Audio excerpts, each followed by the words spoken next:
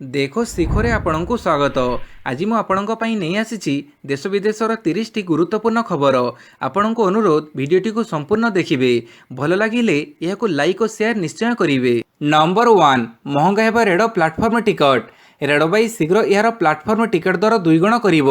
ଯୋଜନା ଅନୁଯାୟୀ ଆସନ୍ତା ମାସରେ ରେଳବାଇ ଏହାର ପ୍ଲାଟଫର୍ମ ଟିକେଟ ମୂଲ୍ୟ ବର୍ତ୍ତମାନର 10 ଟଙ୍କାରୁ 20 ଟଙ୍କାକୁ ବୃଦ୍ଧି କରିବାକୁ ଯାଉଛି। ରେଳବାଇ ପକ୍ଷରୁ ଦେଶରେ 100ରୁ ଅଧିକ ଷ୍ଟେସନରେ ୟୁଜର ଡେଭଲପମେଣ୍ଟ ଫି ଅର୍ଥାତ୍ ୟୁଡିଏଫ୍ ଲାଗୁ ସ୍ୱରୂପ ଉପରୋକ୍ତ ପଦକ୍ଷେପ ଗ୍ରହଣ କରିବାକୁ ଯାଉଛି। ସମ୍ପ୍ରତି ରେଳବାଇ ଖୁବ୍ ଶୀଘ୍ର ଦେଶର 121ଟି ଷ୍ଟେସନରେ ୟୁଡିଏଫ୍ ଲାଗୁ କରିବାକୁ ଯାଉଛି। ଅଧିକାଂଶ ଷ୍ଟେସନର ଟେଣ୍ଡର ପ୍ରକ୍ରିୟା ନବୀକରଣ ପାଇଁ ଟେଣ୍ଡର ପ୍ରକ୍ରିୟା ଆଗେଇ ଚାଲିଥିବା ବେଳେ ୟୁଜର ଫି ଏହାର ନିଲାମ କାଗଜପତ୍ରର ଏକ ଅଂଶ ହେବ। ଏହା ପୂର୍ବରୁ ଦେଶର ପ୍ରମୁଖ ତଥା ବଡ଼ ବଡ଼ ଷ୍ଟେସନରୁ ଯାତ୍ରା କ୍ଷେତ୍ରରେ ଯାତ୍ରୀଙ୍କ ଉପରେ ୟୁଜର ଡେଭଲପମେଣ୍ଟ ଫି ଲାଗୁ କରିବାକୁ ରେଳବାଇ ଯୋଜନା କରିସାରିଛି। ନମ୍ବର 2 ଆଜି ଖୋଲିବ ଭୁବନେଶ୍ୱର ଏମ୍ସ ଓପିଡି। କୋଭିଡ୍ କଟକଣା ପାଇଁ ବନ୍ଦ ଥିବା ଭୁବନେଶ୍ୱର ଏମ୍ସ ଓପିଡି ଆଜି ଖୋଲିବ। ପ୍ରଥମ ପର୍ଯ୍ୟାୟରେ ମାତ୍ର 30 ଜଣ ରୋଗୀ ଚିକିତ୍ସା ସେବା ପାଇବା ପାଇଁ ନାମ ପଞ୍ଜୀକରଣ କରିପାରିବେ। ତେବେ କୋଭିଡ୍ ସ୍ଥିତିକୁ ଦୃଷ୍ଟିରେ ରଖି ପରବର୍ତ୍ତୀ ପର୍ଯ୍ୟାୟରେ ଚିକିତ୍ସା ସେବା ପାଇବା ଲାଗି ଅଧିକ ସଂଖ୍ୟକ ରୋଗୀ ନାମ ପଞ୍ଜୀକରଣ ପାଇଁ ବ୍ୟବସ୍ଥା କରାଯିବ ବୋଲି ଏମ୍ସ କର୍ତ୍ତୃପକ୍ଷ ସୂଚନା ଦେଇଛନ୍ତି। ପ୍ରଥମ ପର୍ଯ୍ୟାୟରେ ସବୁ ବିଭାଗରେ କେବଳ 30 ଜଣ ରୋଗୀ ଚିକିତ୍ସା ସେବା ପାଇବା ପାଇଁ ପଞ୍ଜୀକରଣ କରାଯିବ।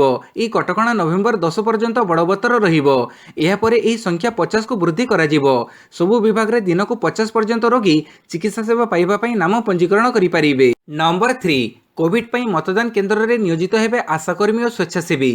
ଦିନକ ପରେ ବାଲେଶ୍ୱର ସଦର ଓ ତିର୍ତ୍ତୋଲ ବିଧାନସଭା ନିର୍ବାଚନ ମଣ୍ଡଳୀରେ ମତଗ୍ରହଣ କରାଯିବ। କୋଭିଡ୍ କଟକଣା ମଧ୍ୟରେ ଉପନିର୍ବାଚନ ହେଉଥିବାରୁ ଏଥର ନିର୍ବାଚନ କମିଶନଙ୍କ ତରଫରୁ ବ୍ୟାପକ ବନ୍ଦୋବସ୍ତ କରାଯାଇଛି। ଏଥର ମତଦାନ କେନ୍ଦ୍ର ବାହାରେ ଜଣେ ଆଶାକର୍ମୀ ଓ ଅନ୍ୟ ଜଣେ ସ୍ୱେଚ୍ଛାସେବୀ ନିୟୋଜିତ ହେବେ। ଏମାନେ ମତଦାନ କେନ୍ଦ୍ର ବାହାରେ ରହିବେ। ଏହି 2 ଜଣ ମତଦାତାଙ୍କର ତାପମାତ୍ରା ମାପିବେ। ଏତଦ୍ବ୍ୟତୀତ ଗାଇଡ୍ କରିବେ ଏବଂ ସାମାଜିକ ଦୂରତା ରକ୍ଷା କରିବା ପାଇଁ ପରାମର୍ଶ ଦେବେ। ମୁଖ୍ୟ ନିର୍ବାଚନ ଅଧିକାରୀ ସୁଶୀଲ କୁମାର ଲୋହାନୀ ଏହି ସୂଚନା ଦେଇଛନ୍ତି। ମତଗ୍ରହଣ ସମୟରେ ପୋଲିଂ ଅଧିକାରୀଙ୍କ ସମେତ 4 ଜଣ ପୋଲିଂ ବୁଥରେ ରହିବେ। ନମ୍ବର 4 26 ନଭେମ୍ବର ହେବ ସର୍ବଭାରତୀୟ ଧର୍ମଘଟ। କେନ୍ଦ୍ର ସରକାର ସମଗ୍ର ଦେଶରେ ଶ୍ରମିକ, କୃଷକ, ଗ୍ରାହକ, ଛାତ୍ର, ଯୁବ, ମହିଳା, ଦଳିତ, ସଂଖ୍ୟାଲଘୁ ଇତ୍ୟାଦି ବର୍ଗଙ୍କ ଉପରେ ପ୍ରଚଣ୍ଡ ଆକ୍ରମଣ କରି ଯେଉଁ ନୀତି ପ୍ରଣୟନ କରିଚାଲିଛନ୍ତି ତାହା ବିରୋଧରେ କାଲି କେନ୍ଦ୍ରୀୟ ଶ୍ରମିକ ସଂଗଠନ ଏବଂ ସ୍ୱାଧୀନ ଫେଡେରେସନ ଗୁଡ଼ିକର ରାଜ୍ୟସ୍ତରୀୟ ମିଳିତ କନଭେନସନ ଭୁବନେଶ୍ୱରଠାରେ ଅନୁଷ୍ଠିତ ହୋଇଯାଇଛି। ଏହି ଅବସରରେ 26 ନଭେମ୍ବର ସର୍ବଭାରତୀୟ ସାଧାରଣ ଧର୍ମଘଟର ସଫଳତା ପାଇଁ ଆହ୍ୱାନ ଦିଆଯାଇଛି। ପାଣିପାଗ ସୂଚନା ବଙ୍ଗୋପସାଗରରେ ସୃଷ୍ଟି ହେଲା ଲଘୁଚାପ। ଓଡ଼ିଶା ଉପକୂଳରେ ହେବନି ବର୍ଷା। ପୂର୍ବ କେନ୍ଦ୍ରୀୟ ବଙ୍ଗୋପସାଗର ଓ ସଂଲଗ୍ନ ଉତ୍ତର ଆଣ୍ଡାମାନ ସାଗରରେ କାଲି ଏକ ଲଘୁଚାପ କ୍ଷେତ୍ର ସୃଷ୍ଟି ହୋଇଛି, କିନ୍ତୁ ଏହାର ପ୍ରଭାବ ଓଡ଼ିଶା ଉପରେ ପଡ଼ିବ ନାହିଁ। କେବଳ 3 ଦିନ ପର୍ଯ୍ୟନ୍ତ ଉପକୂଳ ଜିଲ୍ଲାଗୁଡ଼ିକର ଆକାଶ ମେଘାଚ୍ଛନ୍ନ ରହିବ ଓ କିଛି ସ୍ଥାନରେ ହାଲୁକା ବର୍ଷା ହୋଇପାରେ ବୋଲି ଆଞ୍ଚଳିକ ପାଣିପାଗ ବିଜ୍ଞାନ କେନ୍ଦ୍ର ପକ୍ଷରୁ ସୂଚନା ମିଳିଛି। ଅନ୍ୟପଟେ ଆସନ୍ତା 4 ଦିନ ପର୍ଯ୍ୟନ୍ତ ରାଜ୍ୟରେ ତାପମାତ୍ରା ଅପରିବର୍ତ୍ତିତ ରହିବ। ଆଭ୍ୟନ୍ତରୀଣ ଓଡ଼ିଶାରେ ଯେଉଁଭଳି ଭାବେ ଏବେ 1ରୁ 2 ଡିଗ୍ରୀ କମ୍ ତାପମାତ୍ରା ରହିଛି ସେହିଭଳି ଭାବେ ହିଁ ରହିବ। ଭୁବନେଶ୍ୱର ଓ କଟକରେ ସର୍ବନିମ୍ନ ତାପମାତ୍ରା 20 ଡିଗ୍ରୀ ପାଖାପାଖି ରହିବ। ନମ୍ବର 6 ରାଜ୍ୟରେ 1709 ନୂଆ ପଜିଟିଭ୍ ଚିହ୍ନଟ। କାଲି ରାଜ୍ୟରେ 1709 ଜଣ ନୂଆ ପଜିଟିଭ୍ ଚିହ୍ନଟ ହୋଇଛନ୍ତି। ଖୋର୍ଦ୍ଧାରୁ 221, କଟକରୁ 115, ଅନୁଗୁଳରୁ 79, ବାଲେଶ୍ୱରରୁ 61, ବରଗଡ଼ରୁ 99, ଭଦ୍ରକରୁ 11, ବଲାଙ୍ଗୀରରୁ 53, ଦେବଗଡ଼ରୁ 9, ବୌଦ୍ଧରୁ 18, ଢେଙ୍କାନାଳରୁ 64, ଗଜପତିରୁ 4, ଗଞ୍ଜାମରୁ 19, ଜଗତସିଂହପୁରରୁ 68, ଯାଜପୁରରୁ 41, ଝାରସୁଗୁଡ଼ାରୁ 28, କଳାହାଣ୍ଡିରୁ 72, କନ୍ଧମାଳରୁ 72, କେନ୍ଦ୍ରାପଡ଼ାରୁ 30, କେନ୍ଦୁଝରରୁ 72, କୋରାପୁଟରୁ 38, ମାଲକାନଗିରିରୁ 39, ମୟୂରଭଞ୍ଜରୁ 121, ନବରଙ୍ଗପୁରରୁ 26, ନୟାଗଡ଼ରୁ 29, ନୂଆପଡ଼ାରୁ 86, ପୁରୀରୁ 58, ରାୟଗଡ଼ାରୁ 16, ସମ୍ବଲପୁରରୁ 43, ସୁବର୍ଣ୍ଣପୁରରୁ 7 ଓ ସୁନ୍ଦରଗଡ଼ରୁ 107 ଜଣ ଆକ୍ରାନ୍ତ ଚିହ୍ନଟ ହୋଇଛନ୍ତି। ନମ୍ବର 7 ସରିଲା ପ୍ରଚାର, ମଙ୍ଗଳବାର ମହାପରୀକ୍ଷା।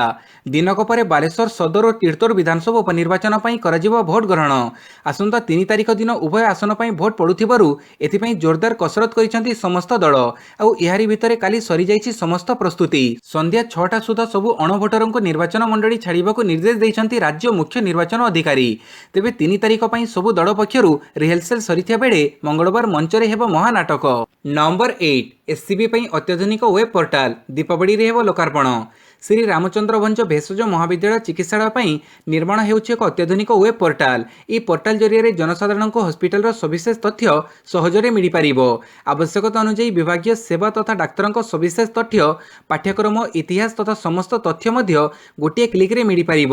ସେହିପରି ପ୍ରତି ବିଭାଗର ନିଜସ୍ୱ ଗୋଟିଏ ଲେଖାଏଁ ଇମେଲ୍ ଠିକଣା ମଧ୍ୟ ରଖାଯିବ, ଯାହା ଅନ୍ତଃବିଭାଗ ତଥ୍ୟ ବିନିମୟ ନିମନ୍ତେ ବ୍ୟବହାର କରାଯିବ। ସବୁଠାରୁ ଗୁରୁତ୍ୱପୂର୍ଣ୍ଣ ବିଷୟ ହେଲା ଯେ ଆଗକୁ ଅଧିକାଂଶ କାମ ଇ ଫର୍ମାଟରେ ହିଁ କରାଯିବ। ଏହି ଅତ୍ୟାଧୁନିକ ୱେବ୍ ପୋର୍ଟାଲ ଦୀପାବଳିରେ ଲୋକାର୍ପିତ ହେବାର ଯୋଜନା ରହିଛି। नंबर 9 आद्रा झारसुगुड़ा दे चलिब राजधानी स्पेशल एणिकी भुवनेश्वर नुआदिल्ली भुवनेश्वर राजधानी एक्सप्रेस केवल टाटा परिवर्ते झारसुगुड़ा आद्रा और टाटा दे गति करिवो।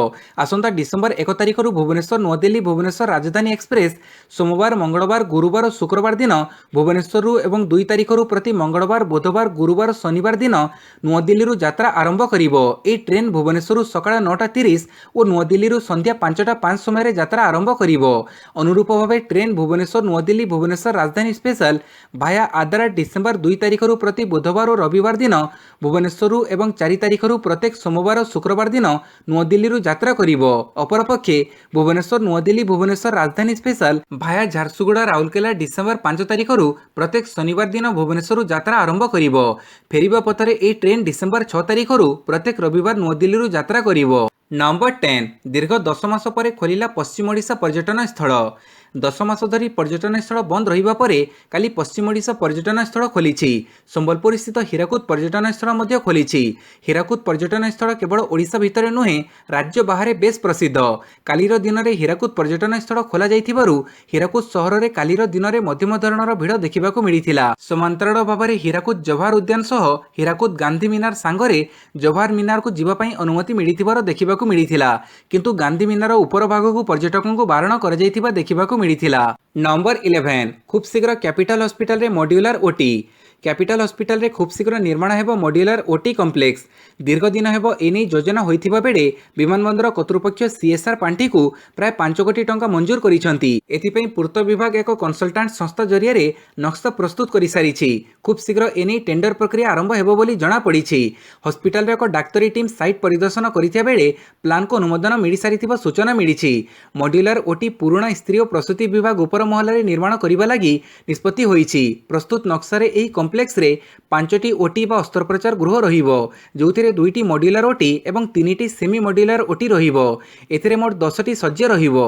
नंबर 12 2019-20 रे विज्ञापन बाबद को केंद्र सरकार खर्च करिसंती 700 कोटी रु ऊर्ध्व। विज्ञापन रे केंद्र सरकार खर्च करिसंती 713.20 कोटी टंका। आपण भाबंतु तो आपण टीवी और खबर कागज रे जो चकचकिया विज्ञापन देखुचंती सेति पई केते अर्थ खर्च हेउची, ए टंका काहार?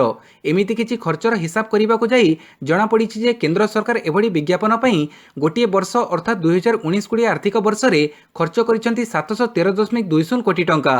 अर्थात विज्ञापन बाबद रे केंद्र सरकार दैनिक 1 कोटी 95 लाख टंका खर्च करिसंती। एही विज्ञापन खर्चरू अधिक भाग इलेक्ट्रोनिक्स मीडिया भाग रे पड़िछि। सूचना अधिकार बड़े एभली तथ्य हस्तगत होइछि। नंबर 13 नवेम्बर 3 रे 14 रूपयात्रा भसाणी। महामारी को दृष्टि रखी 14 प्रसिद्ध ऐतिहासिक रूपयात्रा चलित वर्ष स्थानीय यात्री पड़ियाठारे हेब नाही बोली प्रशासनिक स्तर में निष्पत्ति नि जाइछि। संक्रमण को दृष्टि रखी यात्रा बंद करा सह प्रस्तावित भसाणी उत्सव 2 दिन न होई आसंता 3 तारिख मंगलवार सकाळ 8 आरंभ होई संध्या सुधा समस्त 40टी मेढ़ विसर्जित हेब बोली काली 14 दशहरा पूजा कमिटीर सभापति सुबोध चंद्र नायक सूचना दैछंती। कटक डीसीपी निर्देश अनुसार केवल 7 जन व्यक्ति प्रति मेढ़ भसाणी रे जीवा सह कोविड नियम अनुसार मास्क पिंधिबा सामाजिक दूरता रक्षा करिबा सानिटाइजर व्यवहार करिबा नियम मानिबे। बाजा बाण लाइट और कौन प्रकार वाद्ययंत्र व्यवहार करा नाही। एसबुर व्यतिक्रम हेले पुलिस मेढ़ कर्मकर्ता कार्यानुष्ठान ग्रहण करिबा बोली 14 दशहरा पूजा कमिटीर कार्यकारी सभापति प्रदीप कुमार नायक कहिसंती। नंबर 14 सारुआ जमी विवाद ओटीवी सीएफओ को गिरफ्त कला क्राइमब्रांच। बहुचर्चित खोर्धा सारुआ जमी विवाद मामला रे क्राइमब्रांचर ईओडब्ल्यू ओटीवीर सीएफओ मनोरंजन षडंगी को गिरफ्त करिछि। क्राइमब्रांच पक्षरु रविवार तांको 9 घंटा जेरा कराजिबा परे गिरफ्त करा जाइछि। मनोरंजन षडंगी विरोध रे ईओडब्ल्यू आईपीसी दफा लगेछि। मनोरंजन को गिरफ्त कराजिबा परे कैपिटल हॉस्पिटल रे तांकर स्वास्थ्य परीक्षा करा जाइथिला। या परे भुवनेश्वर स्वतंत्र एससी/एसटी कोर्ट को चालान करा जाइथिला। नंबर 15 गिलगिट बेलुचिस्तान को अस्थायी राज्यर मान्यता देला पाकिस्तान। गिलगिट और बेलुचिस्तान रे बड़पूर्वक निजर स्थिति जाहिर करिबा परे एबे पाकिस्तान अस्थायी राज्यर मान्यता देइछि। पाकिस्तान प्रधानमंत्री इमरान खान निजे एही घोषणा करिसंती।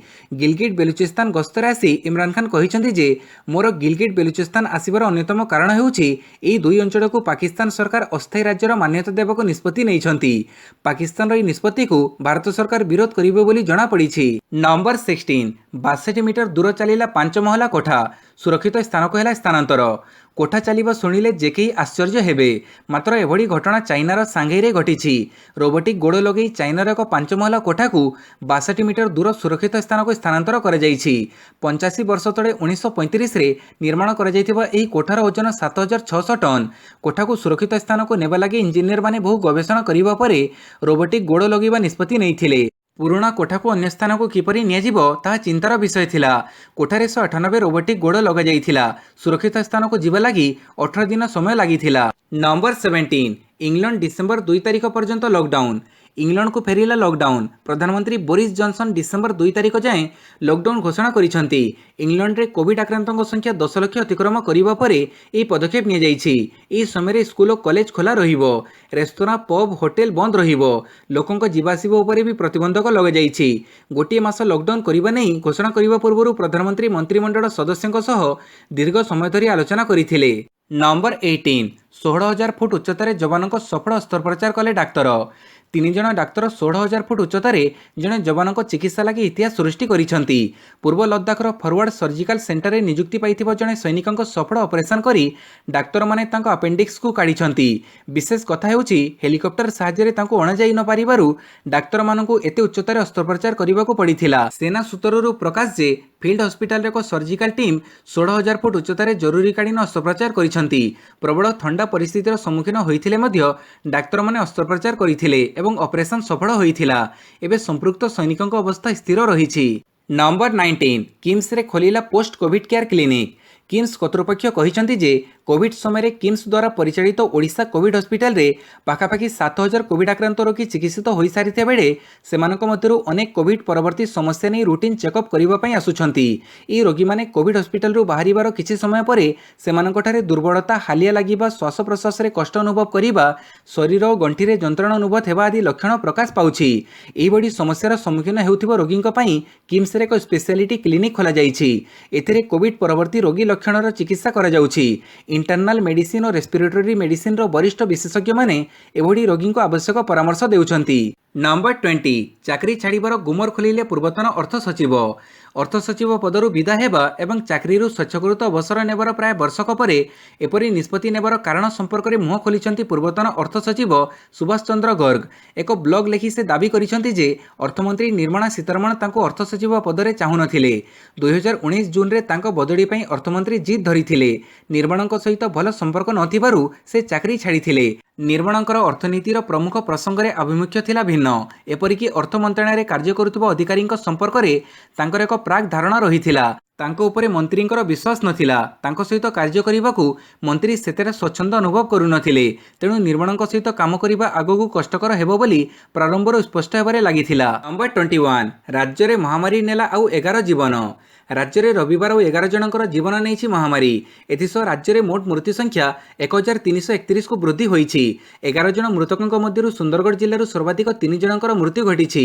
ସେହିପରି କେନ୍ଦୁଝର, ଦେବଗଡ଼, ନୂଆପଡ଼ା, କଟକ, କେନ୍ଦ୍ରାପଡ଼ା, ଅନୁଗୁଳ ଓ ମାଲକାନଗିରି ଜିଲ୍ଲାରୁ ଜଣେ ଲେଖାଏଁ ଆକ୍ରାନ୍ତଙ୍କ ମୃତ୍ୟୁ ଘଟିଥିବା ବେଳେ ଭୁବନେଶ୍ୱର ଜଣେ ଆକ୍ରାନ୍ତ ମୃତ୍ୟୁ ହୋଇଛନ୍ତି। ନମ୍ବର 22 ହ୍ୱାଇଟ୍ ହାଉସରୁ ରିଆଲିଟି ଶୋ ଚାଲୁଛି, କହିଲେ ଓବାମା। ଆମେରିକାର ପୂର୍ବତନ ରାଷ୍ଟ୍ରପତି ବାରାକ ଓବାମା ରାଷ୍ଟ୍ରପତି ଡୋନାଲ୍ଡ ଟ୍ରମ୍ପଙ୍କୁ କଟାକ୍ଷ କରିବା ସହିତ ତାଙ୍କ ଶାସନ ପଦ୍ଧତିକୁ କଡ଼ା ସମାଲୋଚନା କରିଛନ୍ତି। ମହାମାରୀ ସଙ୍କଟକୁ ରାଷ୍ଟ୍ରପତି ଟ୍ରମ୍ପ ଗୁରୁତ୍ୱ ଦେଉନାହାନ୍ତି ବୋଲି ସେ କହିଛନ୍ତି। ହେଲେ ନିର୍ବାଚନରେ ତାଙ୍କ ବିରୋଧୀ ପ୍ରାର୍ଥୀ ଜୋ ବିଡେନ୍ ଏହାକୁ ଗୁରୁତ୍ୱର ସହ ନେଉଛନ୍ତି ବୋଲି ଓବାମା କହିଛନ୍ତି। ଡେମୋକ୍ରେଟିକ୍ ପାର୍ଟି ପକ୍ଷରୁ ରାଷ୍ଟ୍ରପତି ପ୍ରାର୍ଥୀ ଜୋ ବିଡେନଙ୍କ ସପକ୍ଷରେ ଶନିବାର ମିଚିଗାନରେ ପ୍ରଚାର କରୁଥିବା ବେଳେ ଓବାମା ଏଭଳି କହିଛନ୍ତି। ଗତ 4 ବର୍ଷ ମଧ୍ୟରେ ଟ୍ରମ୍ପ ନିଜ ଉଦ୍ଦେଶ୍ୟକୁ ଅଗ୍ରାଧିକାର ଦେଉଛନ୍ତି। କୌଣସି ଦେଶବାସୀଙ୍କର ସ୍ୱାର୍ଥକୁ ଏଯାବତ୍ ଗୁରୁତ୍ୱର ଦେଉନଥିବା ଓବାମା କହିଛନ୍ତି। ସେ ଅଭିଯୋଗ କରିଛନ୍ତି ଯେ ଟ୍ରମ୍ପ ହ୍ୱାଇଟ୍ ହାଉସରୁ ଏକ ରିଆଲିଟି ଶୋ ଚଳାଉଛନ୍ତି। ନମ୍ବର 23 ମଜା ମଜାରେ ମୋଦିଙ୍କୁ ଟାର୍ଗେଟ କଲେ ଶତ୍ରୁଘ୍ନ। କଂଗ୍ରେସ ନେତା ତଥା ପୂର୍ବତନ କେନ୍ଦ୍ରମନ୍ତ୍ରୀ ଶତ୍ରୁଘ୍ନ ସିହ୍ନା ବିଜେପି ଛାଡ଼ିବା ପରେ ମୋଦି ସରକାରଙ୍କୁ ଟାର୍ଗେଟ କରିବାକୁ କେବେ ଭୁଲନ୍ତି ନାହିଁ। ପୁଣି ଟ୍ୱିଟର ପୋଷ୍ଟ ଜରିଆରେ ଶତ୍ରୁଘ୍ନ ପ୍ରଧାନମନ୍ତ୍ରୀ ନରେନ୍ଦ୍ର ମୋଦିଙ୍କୁ ମଜାରେ ମଜାରେ ତୀକ୍ଷ୍ଣ ତୀର ମାରିଛନ୍ତି। ଟ୍ୱିଟରରେ 2ଟି କ୍ଲିପ୍ ସେୟାର କରି ଲୋକଙ୍କୁ ଏହାର ମଜା ନେବାକୁ କହିଛନ୍ତି ଶତ୍ରୁଘ୍ନ। ଗୋଟିଏ କ୍ଲିପ୍ରେ ଲେଖା ଅଛି, ଏ ପୃଥିବୀରେ 2 ଜଣ ବ୍ୟକ୍ତିଙ୍କୁ ଖୋଜିବା ଅସମ୍ଭବ। ଜଣେ ମୋଦିଙ୍କ କ୍ଲାସମେଟ୍ ଏବଂ ଆଉ ଜଣେ ହେଉଛନ୍ତି ସେହି ବ୍ୟକ୍ତି ଯିଏ ମୋଦିଙ୍କଠାରୁ ଚା କିଣିଥିଲେ। ସେହିପରି ଦ୍ୱିତୀୟ କ୍ଲିପ୍ରେ ଲେଖା ଅଛି, ଭୁଲ ପିଠି ଭଡ଼ି ହୋଇଥାଏ, ନିଜ ବ୍ୟତୀତ ସମସ୍ତଙ୍କୁ ଦେଖାଦେଇଥାଏ। ନମ୍ବର 24 ବିହାରରେ ବିଜେପି ସହିତ ମିଳିତ ସରକାର କରିବେ ତେଜସ୍ୱୀ, କହିଲେ ଉପେନ୍ଦ୍ର କୁଶୱାହା। पूर्व केन्द्रमंत्री तथा राष्ट्रीय लोक समता पार्टीर मुख्य उपेन्द्र कुशवाहा दाबी करिसेंति जे नवेम्बर 10 तारिख में बिहार में बीजेपी और आरजेडी मिलित सरकार गठन हेबो। बिहार निर्वाचन द्वितीय पर्याय निर्वाचन प्रचार शेष दिन में सांबादिक मान सहित कथबार्ता हेबा बेले से एभली दाबी करिसेंति। उपेन्द्र कहिसेंति कि बीजेपी और आरजेडी मध्य एनी गुप्त मंत्रणा होईछि। यार प्रमाण बिहारवासी 10 नवेम्बर दिन देखा पाइबे। जार प्रमाण देवाक जाई कुशवाहा कहिसेंति कि जदि चुक्ति होई नाही तेजस्वी किभଳି दृढ़ोक्ति करुछंति कि नवेम्बर 9 तारिख दिन लालू जेलरू मुक्ति पाइबे। यासो तेजस्वी एभଳି दृढ़ोक्ति उपरे काहेकि चुप रहिसेंति आईन मंत्री रविशंकर प्रसाद। नंबर 25 1 लाख कोटी टपिला जीएसटी संग्रह। देश में अक्टोबर मासरे जीएसटी बाबद मोट 1,05,155 कोटी टंका संग्रहित होईछि। अर्थ मंत्रालय कहिछि सेतिमध्यरु केंद्र राजस्व बाबद 19,193 कोटी एवं राज्य राजस्व बाबद 25,411 कोटी टंका अंतर्भुक्त। तेबे गत वर्ष अक्टोबर मास तुलन में चलित वर्ष अक्टोबर मासरे 10% अधिक जीएसटी संग्रहित होईछि। सेहि भली आईजीएसटी बाबद एपर्यंत 52,540 कोटी टंका संग्रहित होईछि। सेतिमध्यरे आमदानी बाबद 23,375 कोटी एवं शेष बाबद 8,000 कोटी टंका संग्रहित होईछि। अक्टोबर मास शेष सुधा 80 लाख जीएसटीआर 3B रिटर्न दाखल होईछि बोली अर्थ मंत्रालय पक्षरु सूचना मिलिछि। नंबर 26 देश में 24 घंटे 46,964 पॉजिटिव चिन्हट। गत 24 घंटे देश में 46,964 जन नुआ आक्रांत चिन्हट होइछंती। एसो अनेक दिनर व्यवधान पर काली मृत्यु संख्या 500 तड़कू खसीछि। 24 घंटे 470 जन मृत्यु होता बेले 58,684 जन सुस्थ हो घर को फेरी। नूतन आक्रांत को मिसई देश में मोट संक्रमितों संख्या 81 लाख टपी जाइछि। भारत में मोट संक्रमितों संख्या 81,84,083 पहुंची। एथिमध्यरु 5,70,458 जन सक्रिय संक्रमित थिबा बेले मृत्यु संख्या 1,22,111 को वृद्धि पाइछि। नंबर 27 नाल्को ईडी दायित्व नेले अंबिका प्रसाद। नाल्को स्मेल्टर और पावर प्लांटर नूतन निर्वाही निर्देशक अर्थात ईडी भावे अंबिका प्रसाद पंडा रविवार दायित्व ग्रहण करिसेंति। से पूर्वरु सीपीपी रे महाप्रबंधक भावे कार्य करुथिले। सेहीपरि सीपीपी रो नूतन महाप्रबंधक दायित्व सरोज मिश्र, सीपीपी रो ओएनएमजीएम भावे सुधीर पट्टनायक को नियुक्ति मिलिछि। ए अधिकारी मानकु सीपीपी प्रशासनिक कार्यालय रे शुभेच्छा जणा जाइछि। नंबर 28 राजस्थान रॉयल्स को 60 रन रे परास्त कला Kolkata Knight Riders. Indian Premier League त्रयोदश संस्करण 54तम मैच रे राजस्थान रॉयल्स को 60 रन रे परास्त कला कोलकाता नाइट राइडर्स। द्वितीय पाड़ी रे राजस्थान 192 रन विशाल लक्ष्य को पिछा करी 20 ओवर 9 विकेट हरई 131 रन करी पराजय वरण करिछि। पूर्वरु राजस्थान रॉयल्स टॉस जिणी प्रथम बोलिंग करने को निष्पत्ति नेबा परे कोलकाता बैटिंग आरंभ करिथिला। अधिनायक इयान मोर्गान को अपराजित अर्धशतक बଳରେ कोलकाता 20 ओवर 7 विकेट हरई 191 रन करिथिला। नंबर 29 आईपीएल पंजाब को 9 विकेट रे परास्त कला चेन्नई। आईपीएल 53तम मैच रे किंग्स 11 पंजाब विपक्ष रे चेन्नई सुपर किंग्स 9 विकेट रे विजयी होईछि। ए मैच रे चेन्नई 18.5 ओवर रे गोटे विकेट हरई 154 रन संग्रह करिछि। ए मैच रे चेन्नई टीम टॉस जिणी प्रथम बोलिंग करने को निष्पत्ति नेइथिला। दीपक हुड्डा अपराजित अर्धशतक बଳରେ पंजाब टीम निर्धारित 20 ओवर 6टी विकेट हरई 153 रन संग्रह करिथिला। 30 नवेम्बर 23 रु ओडिशा एफसी रो अभियान।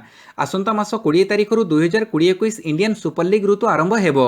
11 दल को नहीं मोट 115 मैच खेला जिबाको थिबा ए फुटबॉल प्रतियोगितार प्रथम 11 राउंड लगी शुक्रवार फुटबॉल स्पोर्ट्स डेवलपमेंट लिमिटेड पक्षरु सूची घोषित होईछि। एथिरे मोट 55 मैच रहिथिबा बेले 6टी डबल हेडर खेला जिवो। समस्त मैच गोवार 3टी stadium Jawaharlal Nehru stadium, GMC stadium एवं तिलक मैदान रे खेला जिवो। एही सप्तम संस्करण उद्घाटनी मुकाबिला रे बाम्बोलिम रे एटीके मोहन बागान और केरल ब्लास्टर मुहांमुही हेबे। ओडिशार दल ओडिशा एफसी नवेम्बर 23 तारिख रे हैदराबाद एफसी सह खेली अभियान आरंभ करिवो। भिडियोटी को संपूर्ण देखिथिबारु बहुत बहुत धन्यवाद।